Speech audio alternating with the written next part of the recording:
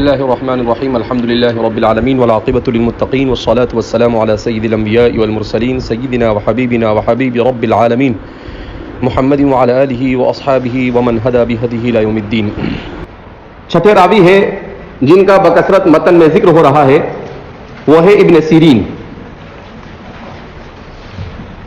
محمد ابن سیرین الانصاری مولاہم.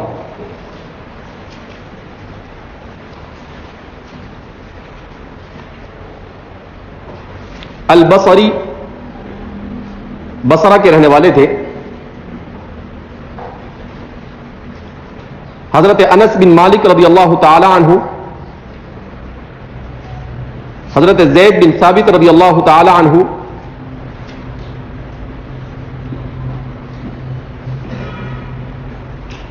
حضرت حسن بن علی بن ابی طالب رضی اللہ تعالی عنہ اور حضرت جندب بن عبداللہ البجلی جیسے صاحب فضل صحابہ سے آپ روایت نقل کرتے ہیں.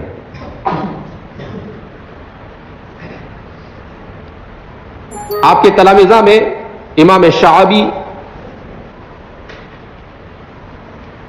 خالد الحذا، قتادہ اور اشعث الحرانی وغیرہ جیسے کبار محدثین اور تابعین شامل ہیں.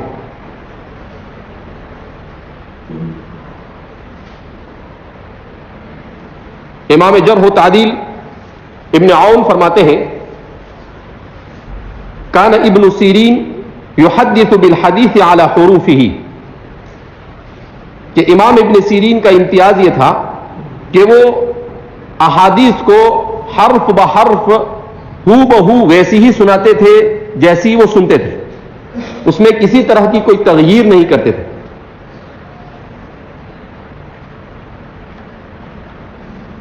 ہشام بن حسان فرماتے ہیں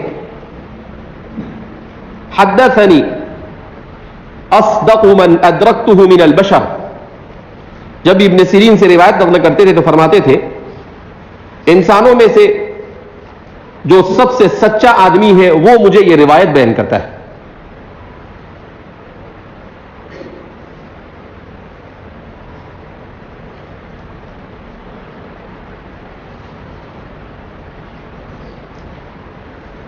یحییٰ ابن معین، امام احمد ابن حنبل،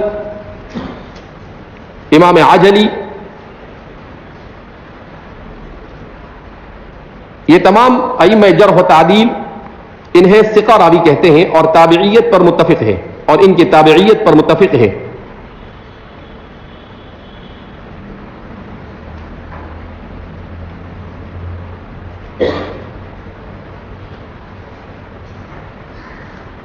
ابن سعد طبقات میں لکھتے ہیں کان ثقة مأمونا عالیا رفیعا فقیہا اماما کثیر العلم ورعا وکان به صمم، کہ یہ ثقہ اور مأمون اور عالی الاسانید راوی تھے، بڑا بلند اور اونچا مرتبہ رکھتے تھے، فقیہ تھے، غزیر العلم تھے، ہر علم میں امامت کا درجہ رکھتے تھے، متقی اور پرہیزگار تھے.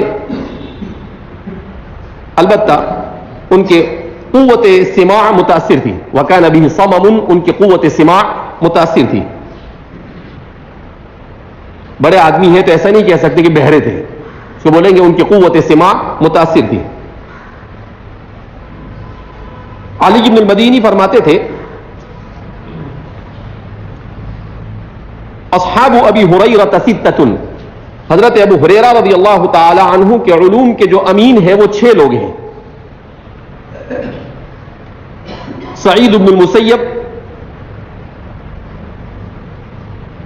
ابو سلمہ،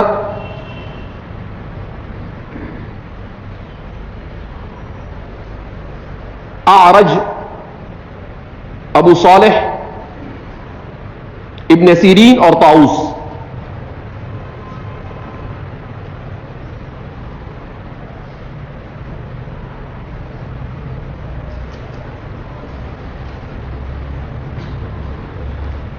عاصم فرماتے ہیں کہ میں نے بہت سے محدثین سے سنا کہ وہ کہا کرتے تھے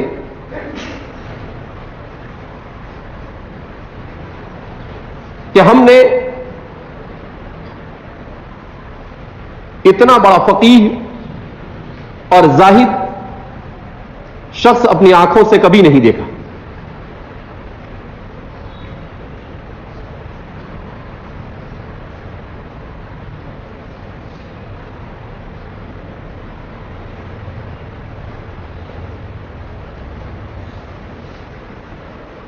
ابن عون ایک مقام پر فرماتے ہیں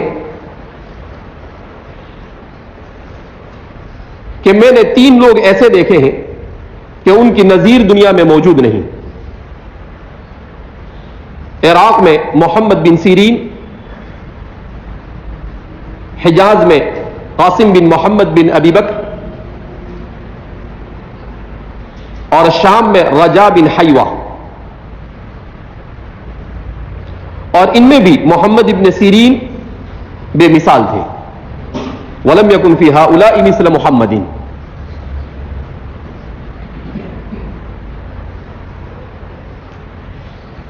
ان کے مشہور تلمیذ شعبی اپنے تلامذہ سے کہا کرتے تھے علیکم بذاک الاصم، علیکم بذاک الاصم، کہ یہ قوت سماع سے متاثر جو شخص ہے یعنی ابن سیرین، تم اسے لازم پکڑو.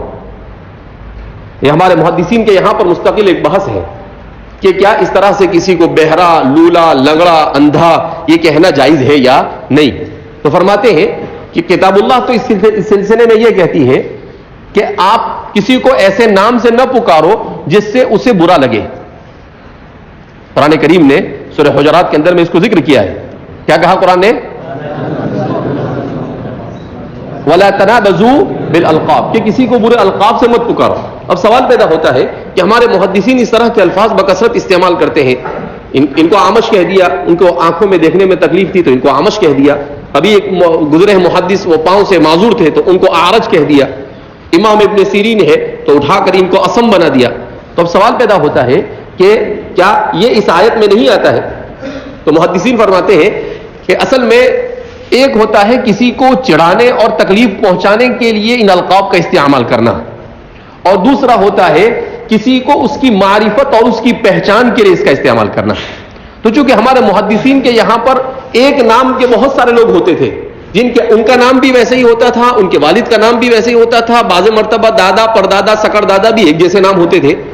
تو اب ان کے لیے ان کی معرفت بہت مشکل ہو جاتی تھی. تو پھر ان کے بدن میں کوئی ایسا عیب ہوتا تھا وہ ان کی طرف منسوب کر دیتے تھے، تو اس سے ان کی معرفت کیا ہو جاتی تھی؟ آسان ہو جاتی تھی. تو اس کی غرض نہ ان کی توہین کرنا ہوتا ہے اور نہ اس کی غرض ان کو تکلیف پہنچانا ہوتا ہے، بلکہ اس کی غرض کیا ہوتی تھی؟ ان کی معرفت اور ان کی تعیین ہوتی تھی. کہا فیجوز.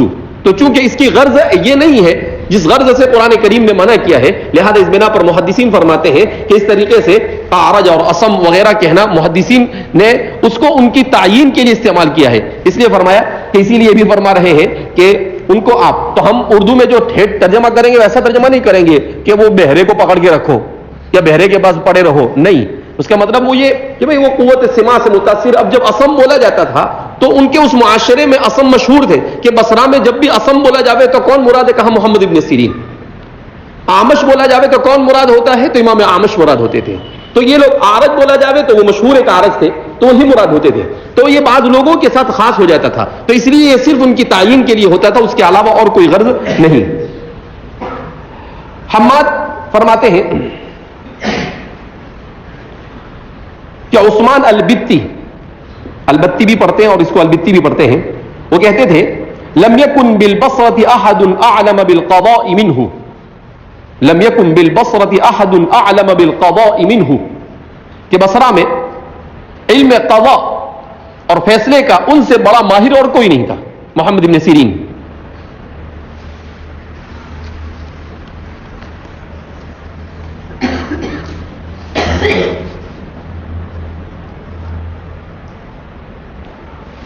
امام ابن سیرین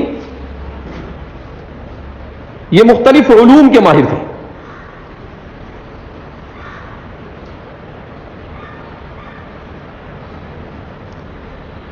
علم فقہ، علم حدیث تعبیر الرؤیا،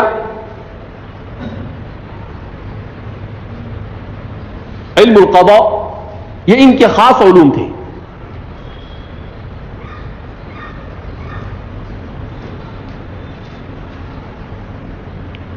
امام ابن سیرین کی وفات شوال کے 9 تاریخ کو ہوئی.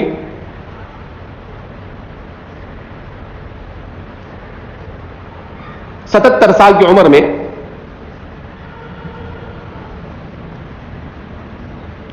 آپ حضرت انس بن مالک کے کاتبوں میں شمار ہوتے تھے.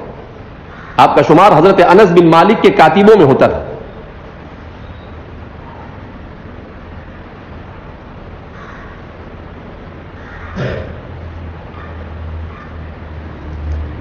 آپ ہمیشہ روایت باللفظ کا اہتمام کرتے تھے اور کبھی روایت بالمعنی نہیں کرتے تھے. آپ ہمیشہ روایت باللفظ کا اہتمام کرتے تھے اور کبھی روایت بالمعنی نہیں کرتے تھے. طبقہ ثالثہ میں آپ کا شمار ہوتا ہے. روا لہ الجماعہ، اصحاب صحاح ستہ نے سبھی نے آپ کی روایتوں کو نقل کیا ہے. امام مسلم نے اپنی کتاب میں وَلَهُ عِنْدَ مُسْلِمٍ فِي هَذَا الْكِتَابِ 88 حدیثاً 88 حدیثیں ہیں امام محمد بن سیرین کی.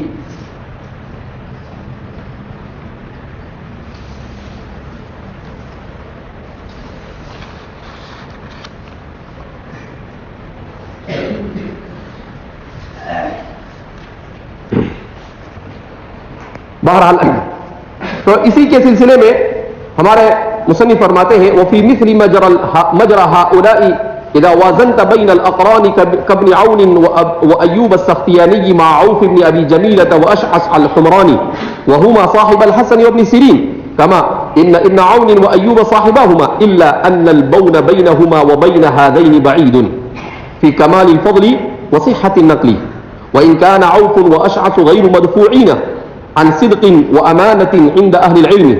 اب بیان فرما رہے ہیں کہ آپ حضرات کے سامنے ان چاروں کے 6 کا بیان کیا گیا، لیکن مصنف کا جو مقصود ہے وہ 4 لوگ ہیں. تو اب فرماتے ہیں کہ ان کے درمیان اگر موازنہ کیا جاوے تو زہد، تقوی اور شہرت میں تو سب ایک جیسے ہیں، لیکن اتقان فی الحدیث کے باب میں اگر دیکھا جاوے تو فرماتے ہیں وَإِن كَانَ عَوْفُ وَأَشْعَثُ غَيْرُ مَدْفُوعِينَ عَنْ صِدْقٍ وَأَمَانَةٍ عِنْدَ أَهْلِ الْعِلْمِ وَلَكِنَّ الْحَالَ مَا وَصَفْنَا مِنَ الْمَنْزِلَةِ عِنْدَ أَهْلِ الْعِلْمِ مِنَ الْحَدِيثِ.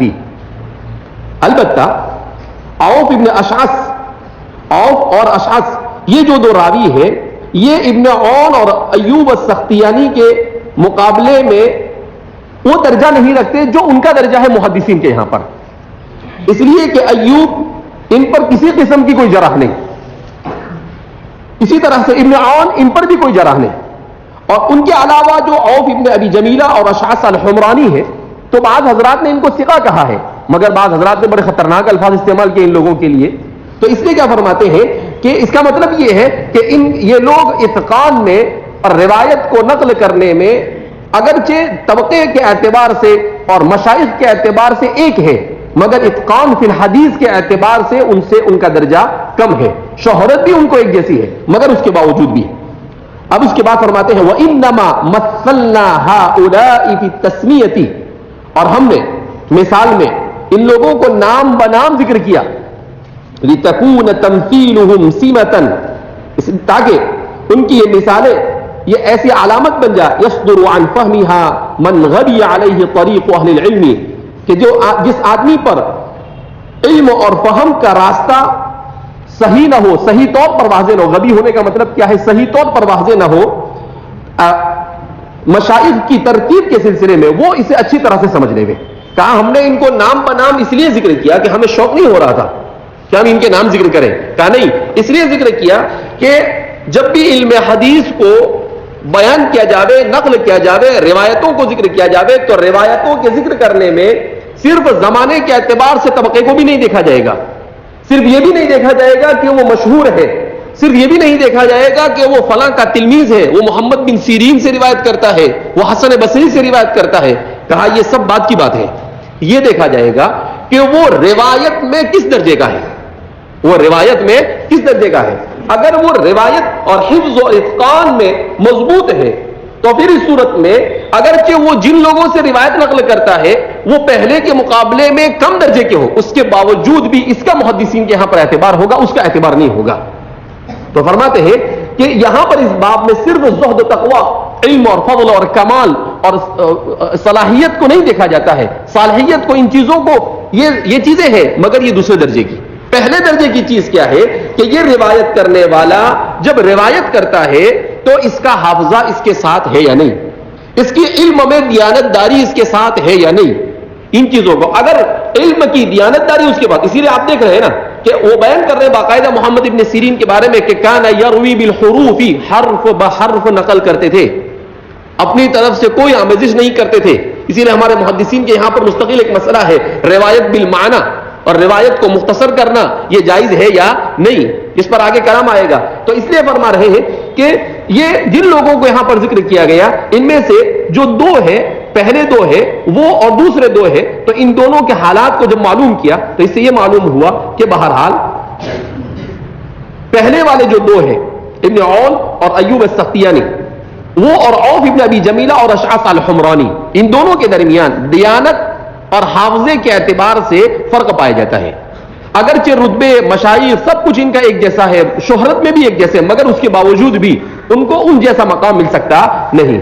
تو اسی کو فرما رہے ہیں کہ یہ ہم نے اس لیے کیا تاکہ غبی سے غبی بھی طالب علم ہو تو ان مثالوں کو پڑھنے کے بعد وہ اس مسئلے کو اچھی طرح سے سمجھ لے. فلا يقصر بالرجل العالي القدر عن درجته، کیا فرماتے ہیں؟ لہذا جو عالی القدر ہے اسے اس کے درجے سے نیچے نہیں اتارا جائے گا. حفظ اور اتقان میں جو اعلیٰ درجے کا ہے وہ صرف مشائخ کو، زہد و تقوی کو، شہرت کو دیکھ کر اس کو اس کے مقام سے نیچے نہیں اتارا جائے گا. ولا يرفع متضع القدر في العلم فوق منزلته، اور جو آدمی اپنے قدر اور منزلت کے اعتبار سے کم درجے کا ہے علم میں تو اسے اس کے مرتبے اور رتبے سے بڑھا چڑھا کر بھی نہیں پیش کیا جائے گا. کہا کچھ چلے گا نہیں یہاں پر. یہاں تو یہی دیکھنا ہوگا کہ وہ آدمی، اس کا حافظہ کیسا ہے اور اس کی دیانت فی العلم، وہ ورع اور زہد سب برابر ہے، مگر یہاں پر چونکہ جس چیز کی ضرورت ہے وہ ہے علم میں دیانت داری اور حافظے کا مضبوط ہونا، وہ چیزیں ہیں. وَيُعْطَى كُلُّ ذِي حَقٍّ فِيهِ حَقَّهُ، اور ہر صاحب حق کو اس کا حق مکمل دیا جائے گا. کہا اس میں کوئی کمی نہیں کی جائے گی، جس کا جو حق ہوگا وہ حق اسے دے دیا جائے گا. نہ جو بلند مرتبے والا ہے اس کو وہ مقام دیا جائے گا، جو نیچے کے مرتبے والا ہے اسے وہ مقام دیا جائے گا. اور پھر مصنف فرماتے ہیں وَيُنَزَّلُ مَنزِلَتَهُ، اور ہر ایک کو اس کے درجے ہی پر رکھا جائے گا، اس کے درجے پر اتارا جائے گا، یعنی اس کے درجے پر ہی رکھا جائے گا. کہا کیوں؟ تو اپنے اس بات کے اوپر حدیث سے استدلال کرتے ہیں. وَقَدْ ذُكِرَ عَنْ عَائِشَةَ رَضِيَ اللَّهُ عَنْهَا، ام المؤمنین عائشہ صدیقہ رضی اللہ تعالی عنہا سے مروی ہے کہ انہا قالت، وہ فرماتی ہے امرنا رسول اللہ صلی اللہ علیہ وسلم ان ننزل الناس منازلہم، نبی کریم صلی اللہ علیہ وسلم نے ہمیں حکم دیا ہے کہ ہم لوگوں کو ان کے مقام اور مرتبے کے اعتبار ہی سے رکھیں، جس کا جو مقام جہاں جیسا ہو وہیں پر رہے. مصنف کی فقاہت کو اور ان کی علم کی باریکی کو داد دینا چاہیے کہ اللہ کے رسول صلی اللہ علیہ وسلم نے ایک عام بات بیان کی، مگر اسے وہ اپنے اس قاعدے کے لیے مستدل بنا رہے ہیں. انہوں نے اسی کو اپنے اس قاعدے کے لیے کیا بنا دیا؟ مستدل بنا دیا. اللہ کے رسول صلی اللہ علیہ وسلم نے تو ایسے ہی بیان کیا کہ آپ کے پاس مہمان آئے، آپ کے پاس کوئی آدمی آپ کی مجلس میں آئے تو کہا جیسا آدمی ہو اس آدمی کو اس مقام کے اوپر رکھا جائے، جس کا کوئی مقام نہیں خواہ مخواہ چاپلوسی کرنے کے لیے آپ اس کو مقام سے زیادہ مت بڑھاؤ، اور جس کا مقام ہے آپ صرف اپنے مقام کو بتانے کے لیے اس کو نیچا مت کرو. تو آپ صلی اللہ علیہ وسلم نے اس پس منظر میں اس چیز کو بیان کیا، مگر مصنف نے اس کا اپنا مستدل بنایا. کیوں؟ اس لیے کہ احادیث مبارکہ کی شرح کے سلسلے میں ہمارے فقہاء، محدثین اور شارحین کے یہاں پر یہ اصول ہے کہ نص کو عموم پر محمول کیا جاتا ہے، نص کو کسی خاص چیز کے ساتھ اسی وقت رکھا جاتا ہے جبکہ وہ اس خاص پس منظر میں بیان کیا گیا ہو. تو یہ بات اگرچہ نبی کریم صلی اللہ علیہ وسلم نے کسی اور پس منظر میں بیان کی ہے، مگر چونکہ آپ صلی اللہ علیہ وسلم صاحب شریعت ہے، آپ صلی اللہ علیہ وسلم کی ہر بات قابل حجت ہے، لہذا آپ کی یہ بات مصنف یہ فرما رہے ہیں کہ ہمارے اس اصول کے لیے بھی حجت بن رہی ہے۔ اسی لیے جن حضرات نے یہ کہا ہے کہ یہ مقدمہ جزو کتاب نہیں ہے، وہ یہاں سے استدلال کرتے ہیں، کہا اگر یہ مقدمہ جزو کتاب ہوتا تو اس روایت کو مصنف اپنی پوری سند کے ساتھ بیان کرتے، کما ہوا عادت جیسا کہ کتاب میں ان کی عادت ہے، مگر اس روایت کو صرف حضرت عائشہ کے حوالے سے اپنی سند کو حذف کر ذکر کر رہے ہیں۔ اس کا مطلب یہ ہے کہ مصنف نے مقدمے کو الگ سے لکھا ہے، اس کو کتاب کا جز نہیں بنایا ہے۔ اسی لیے مقدمے میں جتنی روایتیں آتی ہیں ان روایتوں میں سے اکثر روایتوں کو مصنف اپنی سند کے بغیر کیا کر دیتے ہیں، حضرت صحابی کا ذکر کر دیتے ہیں، اور تابعی کا، تبع تابعی کا جس کی طرف منسوب ہوتا ہے ان میں سے کسی کا ذکر کر دیتے ہیں اور آگے بڑھ جاتے ہیں۔ اس کا مطلب یہ ہے کہ اس کو کتاب کے جز کے طور پر مصنف نے نہیں لکھا ہے، الگ سے لکھا ہے۔ بہرحال فرماتے ہیں کہ مع ما نطق به القرآن من قول اللہ تعالی، باوجود اس کے کہ قرآن کریم بھی اس بات کی گواہی دیتا ہے اور اس پر دلالت کرتا ہے۔ کہا حدیث میں تو آپ صلی اللہ علیہ وسلم نے ارشاد فرمایا ہی، مگر قرآن سے بھی وہ مستدل وفوق کل ذی علم علیم، کہ ہر علم والے سے بڑھ کر ایک علم والا ہے۔ کہا ایسا نہیں ہو سکتا ہے اس دنیا میں کہ کوئی ایک علم والا ایسا ہو کہ اس سے بڑھ کر کوئی دوسرا علم والا نہ ہو۔ کہا کہ یہ بات قرآن کریم نے وہ علم کے سلسلے میں بیان کی، کیونکہ مال کے سلسلے میں تو انسان اپنی آنکھوں سے ان چیزوں کو دیکھ لیتا ہے، ایسا نہیں کہا وہ فوق کل ذی مال صاحب مال، ایسا نہیں بیان کیا۔ کہا نہیں، کیوں؟ اس لیے کہ وہ تو اعیان کے قبیل سے آنکھوں سے دیکھی جانے والی چیز ہے، اس کو کہنے کی کوئی ضرورت نہیں، لیکن علم یہ غیر مرئی چیز ہے اور اس کو سمجھنا آسان نہیں ہے۔ تو کہا کہ کہیں ایسا نہ ہو کہ لوگ سبھی کو ایک ہی کیٹیگری میں ڈال دے۔ کہا نہیں، ایسا نہیں، وفوق کل ذی علم علیم، علم میں مقام اور مرتبے کے اعتبار سے اونچ نیچ یہ سنت اللہ ہے، یہ اللہ کی سنت ہے۔ جب رسولوں میں اللہ رب العزت نے یہ بات رکھی ہے تلک الرسل فضلنا بعضهم علی بعض، تو ظاہر سی بات ہے یہ وارثین انبیاء ہے تو وہی چیز ان میں بھی آئے گی، وہی چیز ان میں بھی کیا ہوگی، آئے گی۔ جیسے حضرات انبیاء کرام علیہم الصلاۃ والسلام ہے، ان میں سب سے افضل کون؟ افضل الانبیاء سیدنا و حبیبنا و قدوتنا و فلدۃ اکبادنا محمد صلی اللہ علیہ وسلم، آپ سے بڑھ کر کوئی نہیں ہو سکتا ہے۔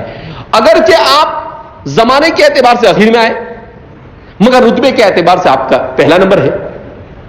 اس کے بعد حضرت موسیٰ علیہ السلام آتے ہیں، اس کے بعد حضرت عیسیٰ علیہ السلام، کہا وَتِلْكَ الرُّسُلُ فَضَّلْنَا بَعْضَهُمْ عَلَى بَعْضٍ، اس طرح سے انبیاء کو ایک دوسرے پر فضیلت دی گئی۔ تو انبیاء کو فضیلت دینے میں بھی اسی چیز کو خیال رکھا گیا ہے، یا وہاں اس چیز کا خیال نہیں رکھا گیا ہے کہ کون پہلے آیا اور کون بعد میں آیا، کون پہلے آیا اور کون بعد میں آیا، یہ اہمیت نہیں رکھتا ہے اللہ کے نزدیک۔ اللہ کے نزدیک اہمیت یہ بات رکھتی ہے کہ جس کو جس مقصد کے لیے پیدا کیا گیا وہ اپنے اس مقصد میں کس حد تک ہے۔ تو اس لیے فرما رہے ہیں وَفَوْقَ كُلِّ ذِي عِلْمٍ عَلِيمٍ، تو اس لیے اگرچہ یہ سب کے سب علم والے ہیں جتنے لوگوں کو بھی بیان کیا گیا، لیکن ہر ایک کا ان کا اپنا مقام اور مرتبہ ہے، کوئی اعلیٰ درجے کے ہیں، کوئی ان سے نچلے درجے کے ہیں، کوئی ان سے بھی نچلے درجے کے ہیں۔ تو کہا یہ تو اللہ رب العزت کے یہاں نظام ہے، اس دنیا کے اندر میں اللہ نے اس نظام کو دنیا میں جاری و ساری کیا ہے۔ فعلى نحو ما ذكرنا من الوجوه، جن وجوہات کو ہم نے اوپر ذکر کیا اسی طرز پر نؤلف ما سألت من الاخبار عن رسول اللہ صلی اللہ علیہ وسلم، ہم اخبار کو نبی کریم صلی اللہ علیہ وسلم سے منقول احادیث اور اخبار کو جس کا تو نے سوال کیا ہے ہم جمع کریں گے۔ الف یؤلف، تألیف اس کے معنی کیا آتے ہیں؟ جمع کرنے کے۔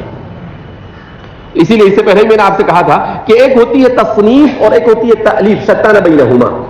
تصنیف کہتے ہیں آدمی کوئی چیز اپنے دل سے بغیر کہیں سے نقل کیے ہوئے ڈائریکٹ لکھتا ہے، تو یہ تصنیف ہے۔ اور تالیف کس کو کہتے ہیں؟ ایک اقتباس یہاں سے لیا، ایک وہاں سے لیا، اور پھر اس کو اپنی کوئی بات کہہ کر اس کو ایک دوسرے کے ساتھ جوڑ دیا، تو یہ کیا ہے؟ تالیف ہے۔ اب ہمارے زمانے میں اکثر کیا ہوتی ہے؟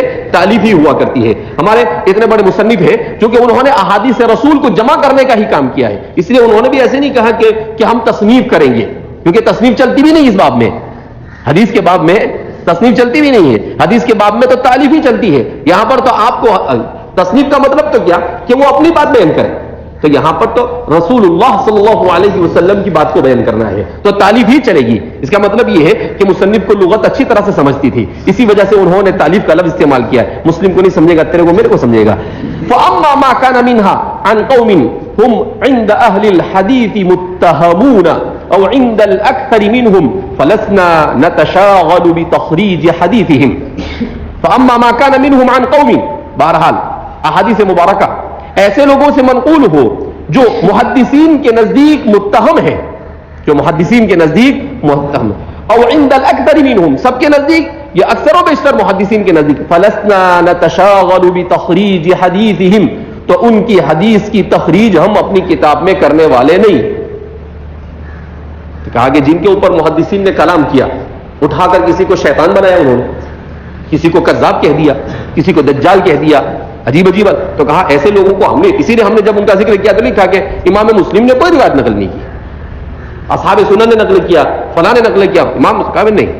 کیوں؟ انہوں نے اس کا اہتمام کیا ہے کہ ایسے لوگوں سے, متہم لوگوں کی روایتوں کو ہم نقل نہیں کریں گے. اسی لیے کہتے ہیں کہ امام مسلم نے طبقہ اولا اور طبقہ ثانیہ ان کی روایتوں کو نقل کیا ہے. طبقہ ثالثہ سے کہیں کہیں شدید ضرورت کی بنیاد پر تعلیقاً نقل کیا, اصالتاً ذکر نہیں کیا, ورنہ طبقہ ثالثہ میں جاتے ہی نہیں. بعض مقامات پر تو یہ احادیث کی تخریج کے باب میں امام بخاری سے بھی فوقیت لے جاتے ہیں.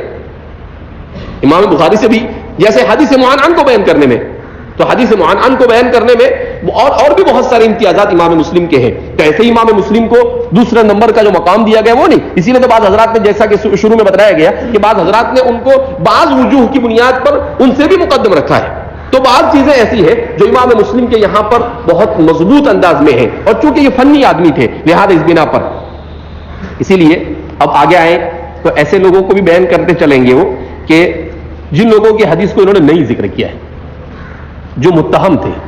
تو کہا ایسے لوگوں کی حدیثوں کو میں بیان نہیں کرنے والا ہوں. اب وہ متہم کون کون ہے؟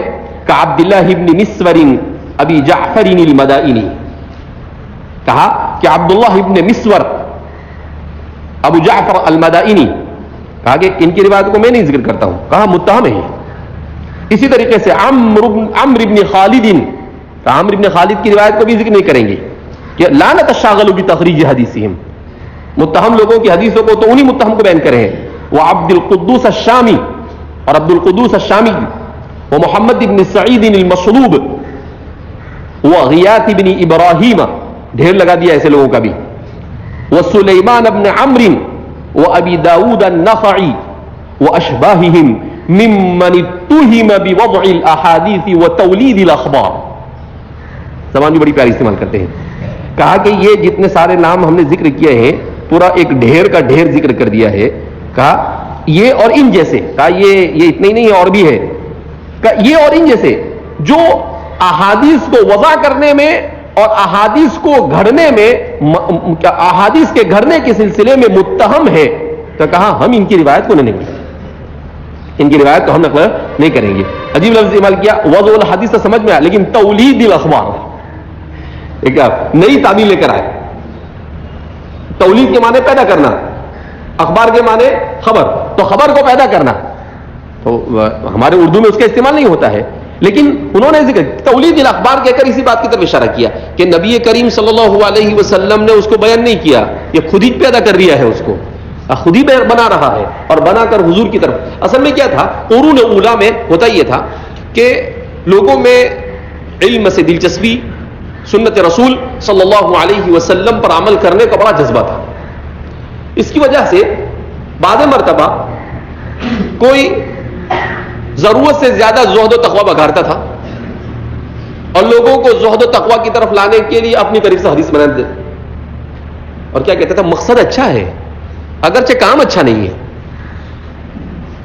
تو اس لیے فرماتے کہ یہ نہیں چلتا ہے, مقصد بھی اچھا ہونا چاہیے اور کام بھی اچھا ہونا چاہیے.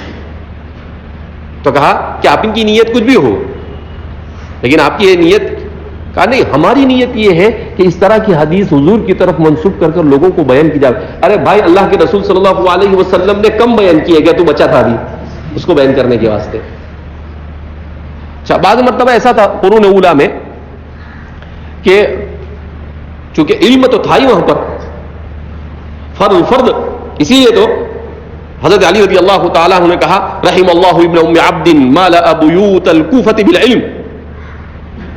رجال سازی اس زمانے میں بڑی اہم چیز تھی. بعض لوگ کیا کرتے تھے, ککڑی بیچنے والا ہے تو ککڑی بکتی نہیں تھی تو حدیث بنا دیتا تھا. کان رسول اللہ صلی اللہ علیہ وسلم یحب القصہ, کہ آپ صلی اللہ علیہ وسلم قصہ کو پسند کرتے تھے, تو لوگ اس کے اوپر ٹوٹ پڑتے تھے. کہا کہ حضور پسند کرتے تھے اس کو. تو بعض مرتبہ کہا کہ اس طرح سے جو پھیری لگانے والے ہوتے تھے, بازاروں میں بیچنے والے ہوتے, اپنی چیز کو بیچنے کے لیے بھی کیا کرتے تھے کہ آپ اس کو پسند کرتے تھے, آپ نے اس کو بہت کھایا, اس طریقے سے کچھ بھی بنا دیتے تھے. لیکن ہمارے محدثین تو بہرحال پوسٹ مارٹم کرنے کے ماہر تھے, تو برابر کوئی بھی خبر پہنچتی تھی تو اچھے سے پوسٹ مارٹم کرتے تھے. امام اعمش کے سلسلے میں ایک مرتبہ میں ان کی سیرت میں طالب علم کے زمانے میں ان کی سیرت پڑھی تو جگہ پر میں نے پڑھا کہ امام اعمش کہا یہ بڑے متشدد تھے, کسی سے ایسے ویسے روایت نہیں نقل کرتے تھے. کہا کہ اعمش کسی سے روایت لے لے تو اس کو اتھارٹی مانا جاتا تھا. جیسے اذا قالت حزام فصدقوها, تو محدثین کے یہاں پر بھی اذا قال اعمش فصدقوها, ختم ہو گئے بات. کہا کہ ایک مرتبہ ایک آدمی سے ان کو بہت ساری روایتیں پہنچی, تو انہوں نے کہا اس کو دیکھنا چاہیے ہے کون شخصیت. اب یہ پہنچ گئے وہاں پر, انہوں نے ان کے بارے میں تحقیق کی تو ان کو پتا چلا کہ یہ آدمی حدیث گھڑتا ہے. اب دیکھا تو ان کا درس ہو رہا ہے, بڑا مجمع ہے, لوگ بیٹھے ہوئے ہیں سینکڑوں کی تعداد میں. تو امام اعمش کو بڑا غصہ ہے, کہا کہ حدیث گھڑتا ہے, اور لوگ بھی عجیب و غریب قسم کے ہیں, طلبہ بھی. آگے بیٹھ گئے اس کے آجو بازو. اب کہا ان کو روکنا کیسے, ایسے ہی بولیں گے. تو کیا کیا انہوں نے, اندر چلے گئے درس کے بالکل بیچ میں, اور بیچ میں جانے کے بعد کرتا اتار دیا, اور کرتا اتارنے کے بعد اپنے بال کھینچنا شروع کر دیا بغل کے. تو لوگ یہ کیا کرتے, تو لوگ ان کی طرف متوجہ ہوتے, جیسے متوجہ واپس کرتا پہن لیا, اور کہا کہ میں آپ لوگوں کو اپنی طرف متوجہ کرنا چاہتا تھا. انہ وضاع کذاب فلا تاخذوا منه الحدیث, کہا یہ جھوٹا ہے اور کذاب ہے, اس سے حدیث مت لو. تو کہا کہ ہمارے محدثین احادیث رسول صلی اللہ علیہ وسلم کی حفاظت کے لیے اپنی عزتوں کو قربان کرنے کو بھی تیار ہو جاتے تھے, کہ چاہے لوگ مجھے کچھ بھی کہیں لیکن میں یہ تو چلنے نہیں دوں گا. تو عجیب عجیب انداز میں انہوں نے احادیث رسول صلی اللہ علیہ وسلم, اسی لیے تو اللہ کے رسول صلی اللہ علیہ وسلم نے ارشاد فرمایا نضر اللہ امرا سمع مقالتی فوعاها واداها كما سمعها فرب حامل. تو حدیث, تو یہ اللہ کے رسول صلی اللہ علیہ وسلم, اسی لیے بعض روایتوں میں آپ صلی اللہ علیہ وسلم نے اسی کو ارشاد فرمایا کہ علماء امتی انه کذاب دجال, اپنے باپ کو کہہ دیا, مدینی کے بارے میں کہہ دیا انہوں نے, مع انه ابوه, ان کے باپ ہے. امام احمد بن حنبل نے اپنے بھائی کے بارے میں کہا انه دجال من الدجاجلہ, اور جھوٹا ہے, دجال ہے, مت لینا اس سے حدیث. تو کہا کہ بالکل کسی کی رعایت نہیں کرتے تھے. ان کے پیش نظر صرف یہ ہوتا تھا کہ رسول اللہ صلی اللہ علیہ وسلم کی طرف کوئی چیز کسی بھی صورت میں ذرہ برابر بھی غلط منسوب نہیں ہونی چاہیے. یہ ان کی زندگی کا مقصد ہوتا تھا. اسی لیے تو اتنی ساری حدیثیں اور اتنی ساری کتابیں ہم تک کیا ہوئی ہے, پہنچی ہے. اگر انہوں نے اتنا اہتمام نہ کیا ہوتا, اسی لیے تو میں نے اس سے پہلے بھی کہا تھا نا آپ کو, اللہ نے اسی لیے ہم کو تب نہیں بھیجا. اللہ کو معلوم تھا کہ یہ اصحاب السرید والنوم والطواف واللعب واللعب, کہ یہ سب کھانے پینے والے لوگ ہیں, گھومنے پھرنے والے, سونے والے, کھیلنے والے, یہ ان کا کام یہ 15ویں صدی کے لائق ہی ہے, ان کو ادھر ہی ڈھکے لو. اس لیے اللہ نے برابر بھیجا. تو اللہ کو معلوم تھا کہ سبق شروع ہونے کے بعد بھی ان کو کچھ پڑی نہیں, یہ بات بھی کرتے رہیں گے. انسان کو ابھی آپ چھوٹے نہیں ہیں, آپ بڈھے ہو گئے, اگرچہ ظاہراً بڈھے نہیں مگر باطناً بڈھے. کیسے بڈھے؟ اب مدرسے میں 15 سال پڑھتا ہے تو بڈھا نہیں ہوا تو کہ بڈھے کا باپ ہوا. 15 20 سال مدرسے کے اندر میں آپ نے لگا دیے, اس کے بعد بھی اگر آپ کو آداب درس نہیں معلوم, آپ کو یہ نہیں معلوم کہ درس کے آداب کیا ہے, علم حدیث کے درس کے آداب کیا ہے, علم تفسیر کے درس کے آداب کیا ہے, تو اس سے زیادہ افسوس کی کوئی بات نہیں. اسی لیے کہتے ہیں, میں اس سے پہلے آپ کو 12 حالانکہ کہا الدین کلھا الادب, دین نام ہے سراپا ادب کا. یہ دین نام ہی ادب کا ہے. جتنا ادب ہوگا, آپ بہت سارے لوگ اس کو ہوشیار بھی اپنے آپ کو بہت ہوشیار سمجھتے ہیں, آتا جاتا کچھ نہیں, اور کوئی ایسی حرکت کرتے ہیں درس میں ادھر ادھر, پھر اس کے بعد اس کو بطور فخر کی بیان کرتے ہیں کہ آج تو ایسا ہوا ہے, ہم نے ایسا کیا, ہم نے ایسا کیا, تو ایسا کیا تو کمال کیا تم نے. استاد جانے یا نہ جانے, کسی کو پتا چلے نہ چلے, لیکن اللہ تو آپ کی حرکت کو دیکھتا ہے نا, واللہ معکم اینما کنتم. تو آپ جو بھی ایسی حرکت کریں گے جو درس حدیث کے آداب کے خلاف ہے، تو آپ یہ سمجھیے کہ درس حدیث کے آداب کے خلاف آپ کی حرکت یہ در حقیقت توہین رسالت ہے. کیوں؟ اس لیے کہ آپ کو کتاب کا ادب کرنے کے لیے نہیں کہا جا رہا ہے، آپ کو استاد کا ادب کرنے کے لیے نہیں کہا جا رہا ہے، آپ کو حدیث کا ادب کرنے کے لیے کہا جا رہا ہے. اور آپ نے اس میں کوتاہی کی، اس کا مطلب یہ ہے کہ آپ سے کوئی توقع نہیں کی جا سکتی. اسی لیے ہم دیکھتے ہیں کہ ہمارے طلباء اتنا سب پڑھنے کے بعد بھی مارے مارے پھرتے، وہ مارے مارے پھریں گے. اس کی وجہ ہے قلت ادب. جتنا ادب کم ہوگا اتنا انسان کو پریشان رہنا پڑے گا، اور جتنا ادب زیادہ ہوگا، اور ادب کرنے کے لیے آدمی کو تواضع اختیار کرنا پڑتا ہے، کبر سے بچنا پڑتا ہے، عجب سے بچنا پڑتا ہے.